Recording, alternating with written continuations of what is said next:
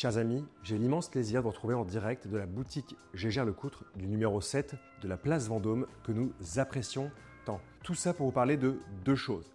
La première, c'est que vous avez une nouvelle capsule, la 4e de Collectibles, qui est présentée aujourd'hui, une collection de 10 montres parmi les 17 pièces emblématiques de la grande maison Gégère Lecoutre qui va se concentrer aujourd'hui sur la montre du haut plan. Ça, c'est la première chose. La seconde, qui est très intéressante à mon sens, c'est évidemment que vous pouvez vous rendre au 7 place Vendôme pour découvrir l'exposition de Collectibles à propos de cette magnifique du haut plan jusqu'au 27 juillet. N'hésitez vraiment pas à vous rendre ici pour découvrir toutes ces magnifiques pièces. Vous allez voir, la décoration et l'environnement ont été mis à jour pour l'occasion et vous ne serez pas déçus. L'autre beauté de cette vidéo, c'est aussi de vous emmener en Suisse à la rencontre de Mathieu Sorek, qui est directeur de l'héritage pour Gégère Lecoutre, à la rencontre à la fois de techniques de restauration, à la rencontre d'une pièce assez exceptionnelle.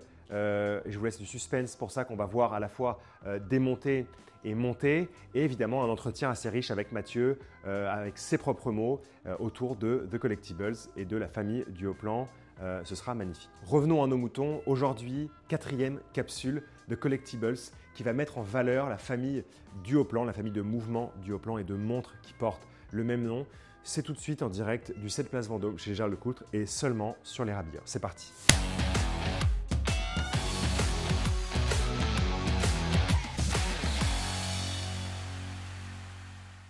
Pour comprendre la naissance du calibre du haut plan, il faut se replonger dans toute l'histoire entre Gégère d'un côté et Lecoutre de l'autre. Vous savez, la collaboration entre les deux familles va commencer au début du XXe siècle, 1903 environ, de l'idée d'Edmond Gégère finalement qui produisait des montres en France, qui avait ce chic parisien, comme on aime à dire, qui produisait des montres en France, donc surtout des chronomètres de marine. Je vous rappelle, il est né en 1858, il est mort en 1922 pour vous montrer à peu près l'étendue de son activité. Et Edmond Gégère, il avait l'envie de faire produire, selon ses plans, des calibres de montres plutôt fins pour les installer évidemment dans des montres bracelets. C'est pour ça qu'il va se rapprocher de la maison Lecoutre et qui va la pousser, qui vont se pousser à deux comme ça, deux maisons, à faire les mouvements les mieux finis, les plus petits à l'époque en tout cas, dans un pool évidemment d'autres horlogers tout aussi exceptionnels, mais en tout cas vraiment cette collaboration entre ces deux grands noms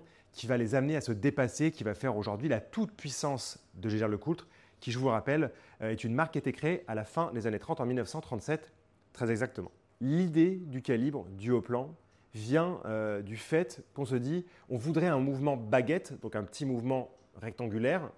On voudrait un mouvement baguette aussi précis qu'un mouvement qui aurait 2 fois sa taille. Donc on pourrait en fait en faire des bijoux où on ne remarque même pas la montre finalement, mais arriver toujours au même degré de fiabilité et de précision que ces marques-là partageaient à l'époque. Donc on va commencer comme ça, au milieu des années 10, à véritablement se poser sur le sujet avec l'aide d'un grand horloger qui s'appelle Henri Rodinez. Vous savez, la famille Rodinez, c'est une grande dynastie d'horlogers. On pense aussi à Auguste Hilaire Rodinez qui avait sa boutique à Paris, rue Vivienne de mémoire et qui collabora notamment avec Patek Philippe. J'ai eu l'occasion d'expertiser des jolies montres de poche Patek Philippe qui avaient été distribuées par Auguste Hilaire Rodinez, rue Vivienne. Peu importe, ça pour vous dire qu'au milieu des années 10, Henri Rodinez va commencer à collaborer avec Gégère d'un côté, Lecoutre de l'autre pour penser justement ce calibre extrêmement fin mais très précis.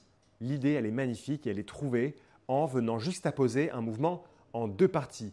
La partie inférieure qui se compose du barillet et de tout le train de rouage et la partie supérieure qui se compose du balancier et de son échappement. Duo, plan. On dit que ça viendrait de l'italien duo plani. Voilà, moi j'ai vraiment l'accent italien très prononcé parce que je viens de l'Italie. Pardon pour nos amis italiens, je vous aime d'un amour sans frontières et sans bornes. Tout ça pour vous dire que d'un côté, on a le balancier, l'échappement et juste en dessous, on va avoir traditionnellement le barillet et son train de rouage en ligne. C'est très très simple, c'est très clair. Et grâce à cette organisation du travail, si je puis dire, entre un étage supérieur et un étage inférieur, on va arriver à avoir un mouvement extrêmement fiable et d'une très très belle précision, finalement, ce qui était le cahier des charges envisagé par Gégère et Lecoutre. Ce calibre du haut plan, il est présenté au milieu des années 20, en 1925, pour être exact. Et on va commencer à le voir apparaître dans les catalogues, notamment de spécialités horlogères, à partir de mémoire, je me souviens, de 1934, qui correspondent vraiment au premier catalogue Gégère Lecoutre, même si Gégère Lecoutre, le nom apparaîtra quelques années plus tard lors de la fusion des deux noms des deux société. En tout cas, on voit à ce moment-là le Dioplan apparaître, ou bien Gégère Dioplan, ou bien le Coultre Dioplan. En tout cas, toutes les variations de cadran sont permises. En 1925, pour être précis, vous avez la présentation du calibre 104. Il y aura 4 calibres Dioplan. On retient surtout le calibre 104, présenté en 25, le calibre 101, présenté en 1929, dont la production court jusqu'à aujourd'hui encore, et 2 autres calibres, 403 et 409, pour des montres de plus grande taille. Pour vous dire, le calibre 101, qui est encore le plus petit calibre de montre à ce jour, c'est 14 mm de longueur, 4,80 mm de largeur et 3,40 mm d'épaisseur. C'est comme ça qu'on différencie, notamment pendant les expertises aussi, ça peut m'arriver, un calibre 101 d'un calibre 104, qui est légèrement plus gros. Ce que le calibre 101 permet, c'est finalement d'aller en profondeur dans la montre de joaillerie, c'est-à-dire de créer des montres à secret, des montres d'une élégance exceptionnelle qu'on peut venir sertir des pierres les plus exquises, mais justement en cachant l'heure. C'est-à-dire qu'on peut arriver à des pièces où on va penser qu'il y a seulement un bracelet, par exemple la montre que je porte, alors ce n'est pas ici un calibre 101, mais un calibre légèrement plus grand, et d'avoir comme ça un bracelet extrêmement élégant et un mouvement de montre à l'intérieur très précis qui est justement dissimulé comme ça. Donc on retient finalement uniquement le bracelet, mais c'est une montre qui dévoile bien l'heure et qui cache bien son jeu aussi. Ces calibres Dioplan vont donner naissance à des pièces assez folles de l'histoire de Gégère Lecoultre. Je pense évidemment à la Driver, dont on va vous parler juste après avec Mathieu Sorek, qui est directeur de l'héritage chez Gégère Lecoultre.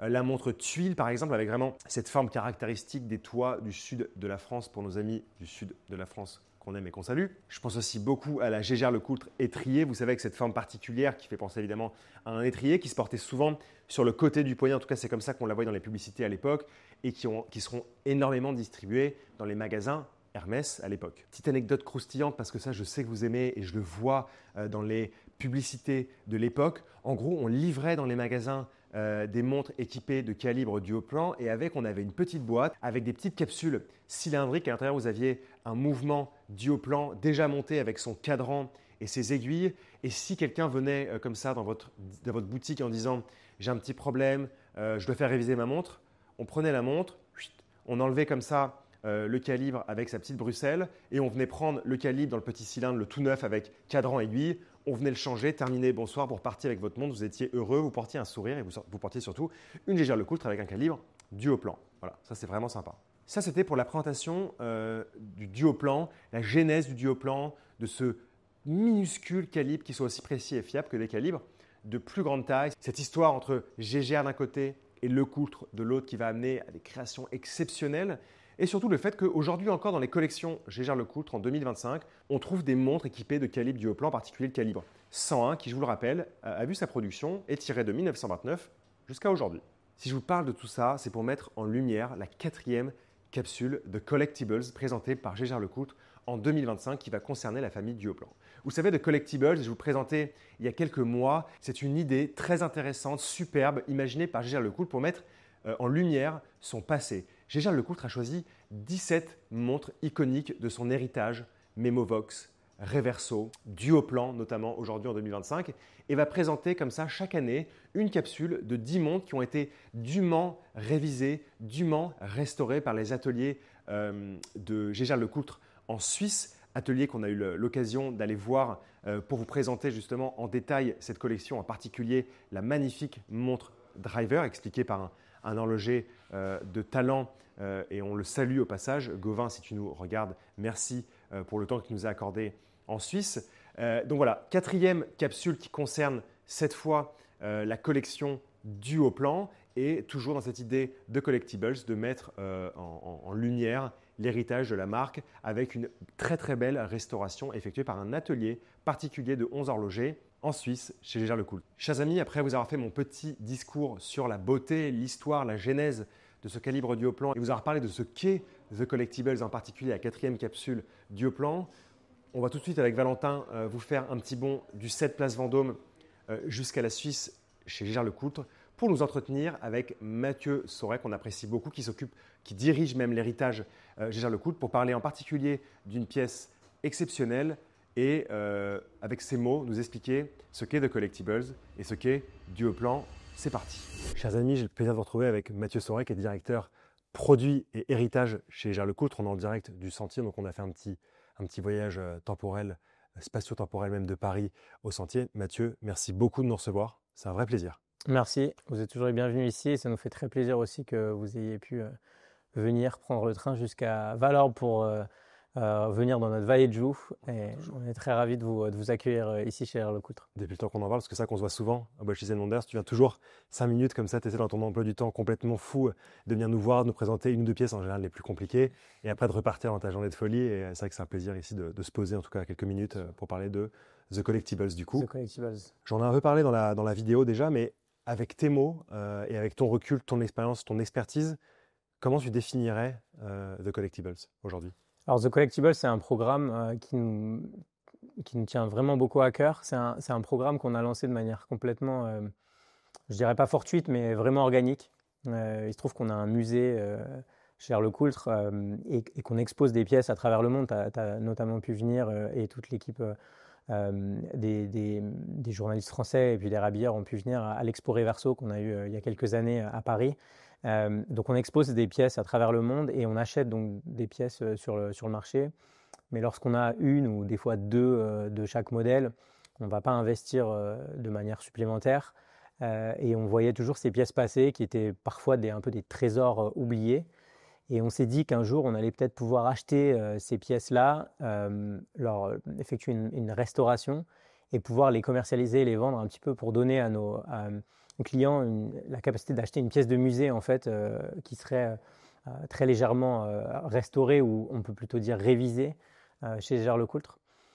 Et donc c'est comme ça que le programme a commencé. Puis après, on s'est dit qu'on n'allait pas quand même pouvoir offrir toutes les pièces. Et on s'est dit, bon, on va écrire un petit chapitre sur chaque pièce qu'on va revendre.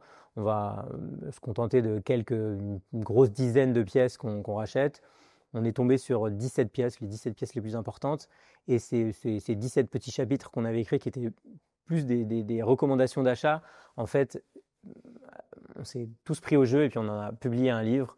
Donc les 17 chapitres dans ce livre, les collectibles, les 17 pièces les plus importantes de l'histoire de Gérard-Lecoutre et un programme de pièces de revente qui fonctionne en capsule. Donc on achète ces pièces-là sur le marché, on fait une très légère restauration et puis on les offre à la vente. Et c'est vraiment la capacité, comme je l'ai dit, pour nos clients, pour les gens intéressés, d'acheter vraiment une pièce de musée qui pourrait être dans notre musée chez Gérard-Lecoutre. Et donc c'est quelque chose d'extraordinaire parce qu'à la fois c'est un pédigré horloger incroyable et puis c'est une partie de l'histoire, de notre histoire chez Gérard-Lecoutre et puis une partie de l'histoire de l'horlogerie parce que Gérard-Lecoutre en tant qu'horloger des horlogers forcément a eu sa part dans l'évolution de notre craft.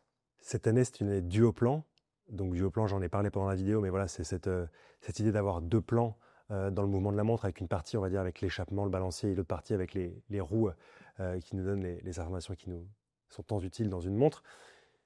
Avec différentes tailles, un nombre de modèles, étriés ou pas étriés, cadrans avec de couleurs différents forcément par rapport aux tailles de boîtier, et même tuiles, tu nous en parlais parce que ça lance des petits défis sympathiques. Pour toi, qu'est-ce que ça représente dans l'histoire de Gégère-Lecoutre, et en particulier Gégère et Lecoutre, le développement de ce mouvement duo-plan qui arrive au milieu des années 20?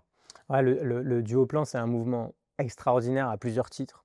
Tu l'as très bien expliqué, c'est un mouvement extraordinaire parce que c'est vraiment l'enfance de la montre de poignet. À l'époque, la montre est portée la plupart du temps à la poche. Et il y a plusieurs événements historiques. Déjà, il y a la Première Guerre mondiale qui a été une guerre de position, donc, où les soldats ont commencé à porter des montres au poignet parce qu'ils étaient armés, ils avaient besoin de pouvoir lire l'heure beaucoup plus facilement que la montre à gousset ou la montre de poche le permettait. Et puis aussi à l'évolution des styles, les femmes se mettent à porter l'heure. Il vaut mieux porter l'heure de manière très discrète. On dit que les montres féminines étaient les plus belles quand les femmes n'avaient pas le droit d'en porter ou n'étaient pas censées en porter. Et donc le duo-plan, c'est vraiment une quête de Gégère, originellement, à Paris, de créer un mouvement vraiment extrêmement fin, extrêmement petit, pour pouvoir le mettre dans des bijoux ou des toutes petites montres qui pourraient se porter au poignet et ne pas s'endommager, parce qu'à l'époque, porter une grosse montre, on pensait qu'elle allait pouvoir choquer plus facilement. Et donc Gégère a cette idée, enfin les ateliers Gégère ont cette idée incroyable de cette montre sur 2 plans qui est produite par Lecoultre. Comme très souvent dans l'histoire de Gégère et Lecoultre, on célébrait à ce moment-là 20 ans, à peu près 20 ans de collaboration, parce que le duo-plan naît en 25. Et ce mouvement, il est aussi extraordinaire à un deuxième titre, c'est que jusque-lors, Gégère avait produit des montres avec des mouvements Lecoultre qu'ils avaient nommés Gégère. Lecoultre n'avait jamais vraiment produit de montres, il produisait vraiment des mouvements qui vendaient à Gégère, mais également les très grandes maisons de l'époque. On en citera 2 qui étaient les principaux clients de l'époque, qui étaient Patek Philippe et Cartier. Mais à cette époque-là, à la fin des années 20, le duo-plan, même s'il est reconnu par sa révolution, il n'est pas forcément, il ne prend pas un élan incroyable et il n'est pas assez vendu selon Lecoultre. Et donc il y a une scène incroyable qui est racontée un jour où Jean-Pierre Detray, qui peut être considéré avec son père César, qui a plus tard participé à l'invention de l'arrêt verso, comme le bras armé un peu commercial de Lecoultre, se rend chez Gégère, on lui présente ce mouvement et dit mais on va faire quelque chose avec ce mouvement, c'est incroyable, les gens ne le commandent pas, et donc ils ont l'idée de lancer ce duo-plan.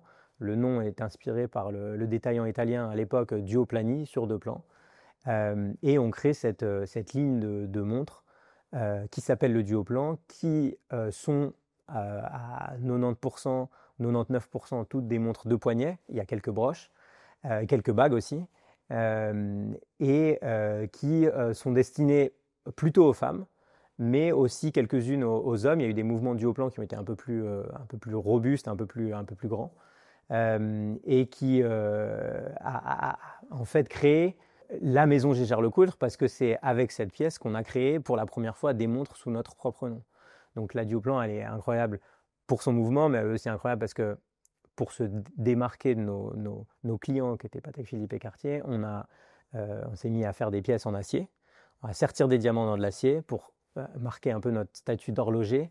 Il y avait c'était assez extraordinaire sur le duo-plan parce qu'il était vendu dans un réseau de distributeurs dont certains sont toujours nos distributeurs aujourd'hui, notamment Gubelin, il y avait Haussmann, voilà, il y a plein de très très grands noms de détaillants, et les pièces étaient garanties par Lloyds parce que montre de poignet réputée fragile, et on promettait que la montre pouvait être garantie en tout temps.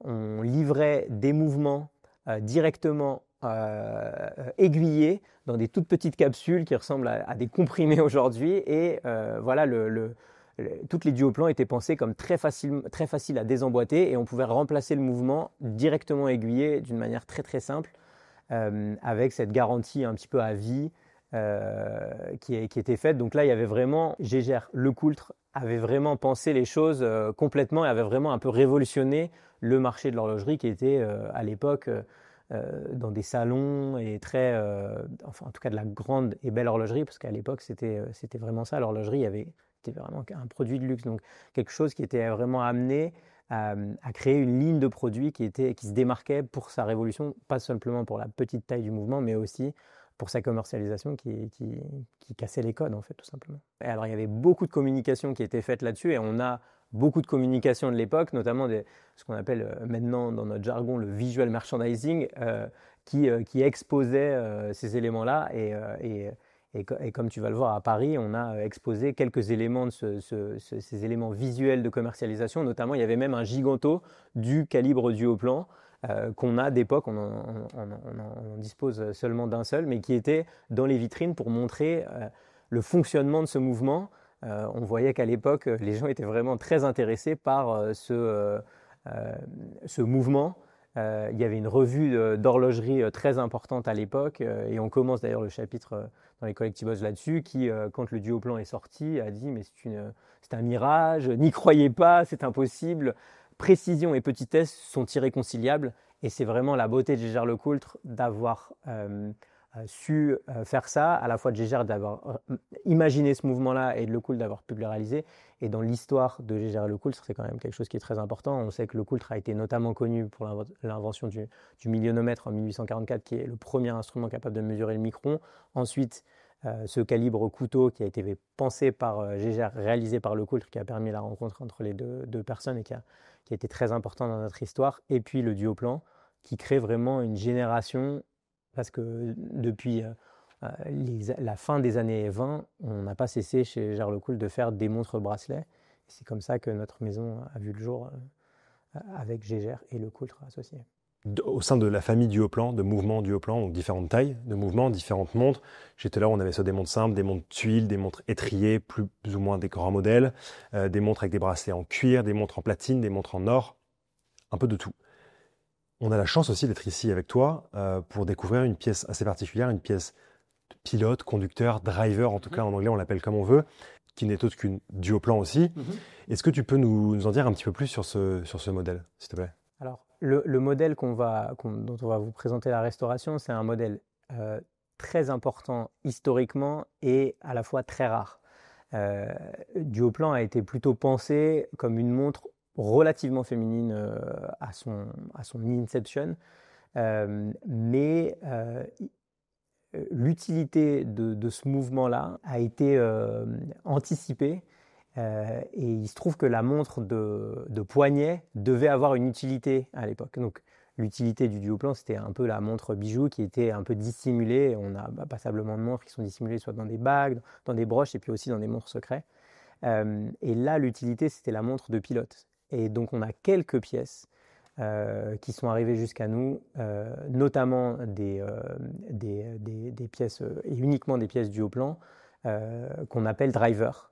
Elles ont la particularité d'être driver parce qu'en effet, dans les duoplans en général, alors le mouvement est présenté dans sa configuration verticale, c'est-à-dire que l'heure est en haut du mouvement, si on le prend vraiment son plan vertical. Et là, ici, le mouvement a été présenté de manière horizontale, ce qui est le cas aussi sur certaines pièces tuiles, mais c'est très rare. C'est une configuration très rare du Duoplan. Ce n'est pas forcément compliqué parce qu'il faut juste avoir l'aiguillage adéquat, mais ça permettait à la pièce de se tenir sur le poignet et d'être lisible immédiatement. Et c'est pour ça qu'on la surnomme driver, parce qu'on suppose que c'était des pièces qui étaient, et on a vraiment quelques extraits de catalogue, mais pas vraiment beaucoup de détails sur ces pièces-là. C'est des pièces dont on permettait la lecture très simple lorsqu'on tenait un manche d'avion ou l'ancêtre du volant dans les automobiles. Et donc cette pièce-là est assez incroyable. Son dessin est très incroyable et elle a cette forme assez hyper moderne. Quand on imagine qu'elle a été faite dans les années 20, qui nous a fait flasher dessus. En plus, elle est très signée du côté art déco avec un cadran noir, des superbes chiffres. Donc un cadran hyper marqué de l'époque Gégère Lecoultre, dont on va retrouver ensuite dans Reverso et dans la ligne Uniplan les codes très uniques. En parlant justement de restauration, est-ce que tu peux nous en dire un peu plus sur votre façon de restaurer? C'est-à-dire, est-ce que quand en l'occurrence, si c'est pour The Collectibles, mais je sais que si un particulier vient avec une pièce où il y a une émotion particulière et qu'il a envie de faire un travail dessus, qu'est-ce que vous faites? Qu'est-ce que vous ne faites pas? Est-ce que vous touchez au boîtier? Est-ce que vous refaites les aiguilles? Est-ce que vous touchez au cadran? Est-ce que vous révisez le mouvement? J'imagine que oui. Est-ce que vous refaites des pièces du mouvement? Est-ce que vous avez du stock? Voilà, on a un peu toutes ces questions-là.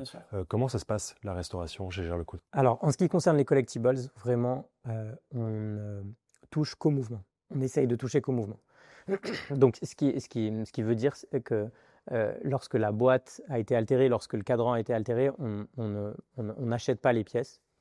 Dans le mouvement, ce qui va se passer quand les pièces vont revenir, et ce qui est hyper important de se souvenir aussi lorsqu'on parle des collectibles et lorsqu'on parle du vintage chez Gégère Lecoultre, c'est qu'on est l'une des rares maisons où les pièces reviennent à leur endroit d'origine.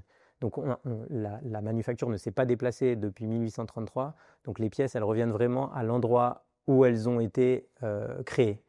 Et on a conservé tous les plans, on est même allé jusqu'à conserver certains outillages pour pouvoir recréer des composants de la manière la plus originale qui soit. Donc les pièces sont ce qu'on appelle désemboîtées, le mouvement est démonté, tous les composants sont nettoyés il y a certains composants d'usure dans une montre qui sont, dans ce cas-là, reproduits à la demande ou on utilise du stock, soit qui a été reproduit, soit qui est original, pour modifier ces composants d'usure. Et par contre, sur le boîtier et sur le cadran, on fait vraiment des interventions minimales, c'est-à-dire qu'on les nettoie. On ne change pas les éléments. Il peut se trouver qu'on doit changer une couronne des fois parce que c'est des composants vraiment qui ont tendance à se perdre. Et on essaye d'éviter de toucher aux aiguilles. Les aiguilles peuvent être aussi un composant d'usure parce que lorsqu'on désaiguille trop souvent, la partie qui permet d'attacher l'aiguille à l'axe qui permet d'aiguiller, parfois se trouve un petit peu endommagée, et on essaye vraiment de faire le moins d'interventions. Donc on ne les repolit pas. Elles repartent vraiment dans l'état dans lequel le plus proche, dans lequel elles sont sorties de la manufacture, au moins à l'état esthétique. Mais bien sûr, elles ont pris des patines, et ce qui fait la beauté des pièces. Elles portent leurs années, mais elles sont prêtes à refonctionner sans doute pour une centaine d'années. Magnifique. Est-ce que tu pourrais nous faire ta petite sélection de cette capsule de Collectibles, s'il te plaît? Peu importe le nombre de pièces, même si tu veux faire qu'une seule pièce, il y a un peu les pièces qui t'ont marqué. J'imagine que la driver en fait partie, mais on vient de la voir. Mais voilà, je ne sais pas, un peu tes coups de cœur de cette jolie capsule. Dans cette capsule, vraiment des 100 ans de Dioplan, alors la driver revient bien sûr, mais je vais peut-être sélectionner 2 pièces. La première, c'est la pièce que nous, on surnomme Empire. On la surnomme Empire pour l'Empire State Building, en fait, parce qu'elle a vraiment ce visage très art déco. Donc, c'est aussi une des pièces les plus originelles dans la collection. C'est une pièce sertie de diamant, vraiment avec ce visage très Empire State Building. Quand on l'a vu, on ne peut plus ne plus le voir. Sertie de diamant sur de l'acier, cadran noir. C'est vraiment, lorsqu'on pense à la définition du Dioplan, c'est vraiment la pièce à laquelle on pense, qui est sur un très beau cordonnet avec un fermoir joaillerie de l'époque. Cette pièce date de la fin des années 20, donc c'est vraiment une pièce très ancienne, sans doute la plus ancienne qu'on ait jamais vendue dans aucune capsule Collectibles. Et puis la seconde à laquelle je vais penser, c'est une 101. Donc la 101 est une évolution du mouvement Dioplan qui a été inventé en 1929. C'est le mouvement qui depuis 1929 détient toujours le record du plus petit mouvement en termes d'occupation, en termes de millimètres cubes dans une montre. Il a une histoire extraordinaire parce que c'est déjà un mouvement qui est produit ici depuis 1929 sans discontinuer, donc on n'a jamais cessé de fabriquer ce mouvement. C'est le dernier duoplan qu'on produit encore au sein de notre manufacture. Tous les composants sont pratiquement faits à la main parce qu'ils sont d'une petitesse incroyable. Donc c'est aujourd'hui 98 composants. On a fait seulement 4 évolutions de ce mouvement, c'est-à-dire combien il était parfait, et on n'est jamais arrivé à faire mieux, en tout cas plus petit, malgré le fait qu'on utilise aujourd'hui des ordinateurs, des logiciels pour créer des composants. On n'est jamais arrivé à faire mieux que la planche à dessin. Et donc, on a la chance d'avoir un 101 dans cette capsule, qui est une extraordinaire rivière de pierres précieuses avec un calibre qui est mis en majesté au sein de cette pièce de joaillerie. Donc là, on voit vraiment l'importance de l'horloger joaillier Gégère, avec cette capacité à faire des dessins de bijoux joailliers, de joaillerie horlogère incroyable, et la capacité des horlogers de la vallée de Joux à pouvoir faire ces toutes petites pièces de garde-temps qui permettent de créer des chefs-d'œuvre horlogers, tout simplement. Magnifique. Écoute, merci beaucoup pour toutes tes explications et pour cette petite sélection. On va les montrer en plus avec les images de Valentin. Et j'espère qu'on se reverra très vite, peut-être pour la prochaine capsule. Et on est ravis, absolument, et puis on est ravis de pouvoir accueillir tous les visiteurs parisiens à cette exposition de cette capsule Dioplan qui marque 100 ans d'histoire de ce calibre exceptionnel, qui est un peu la raison d'être de notre maison. Merci beaucoup, Nicolas. Rendez-vous à Paris pour tous les curieux. Merci Mathieu. Merci.